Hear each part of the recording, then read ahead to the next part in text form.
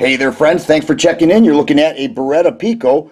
Polymer frame, 380, holds 6 rounds. You may have seen these various magazine advertisements and so forth, but here one is, and there are some things that are pretty decent about it, but at first glance, when you first hold this gun, honestly, it's not that impressive.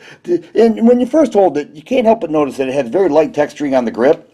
So with sweaty hands or wet hands, it's kind of hard to hold on to it. Now, I'm used to a little more texturing, and this one just doesn't have it. Another thing that kind of stands out is as you pull the slide back, it's a very tight spring.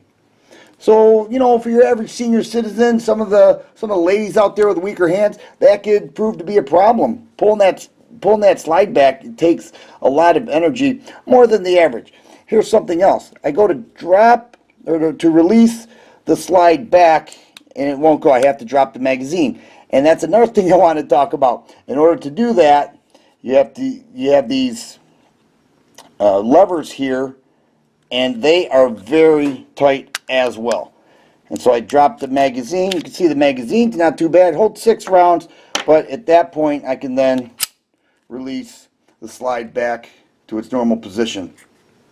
So I also have my Kahr CW380, and you can see size-wise and weight-wise, these guns match up pretty well. But we look at some of the finer points. You look at the texturing on the CW380, get a nice firm grip there. Over here, not too much at all. It actually kind of slips as I grip the gun. The slide on the 380 pulls back a lot easier. I can move it back into its normal position. As with the Pico, I have to drop the magazine.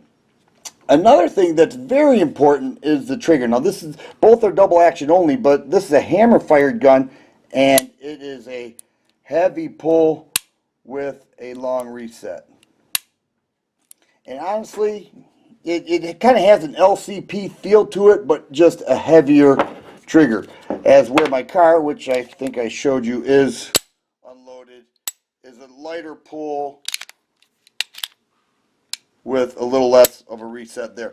So that's my thoughts on the Pico. It's definitely a pocket gun, no question about it. We'll put it on the scale real quick, see how these guns measure up as far as weight is concerned. Here we have the Pico at 11.5 ounces. They go right around $300 from everything I've seen. And here we have the Kahr CW380 at 11.4 ounces. So the weight of these two are approximately the same. The features on it, I have to say, for around the same price point, I definitely go with the CW380. Just all in all, a better gun, easier mag release, drop the mag, the trigger, and everything about the gun just feels a little more sturdy. Here's a look at the sights. We have the bar dot as well as the 3 dots there. That's one thing about the Pico. I think they do have big sights there that pop out a little bit. And other than that, just the feel and the function, I don't know, it's just not there for me as where the CW380 is.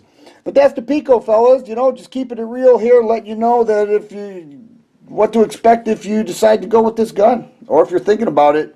Here are some definite features worth considering. If you like videos like this, please subscribe and share. I always appreciate the thumbs up button. Thanks for watching, and you guys be safe.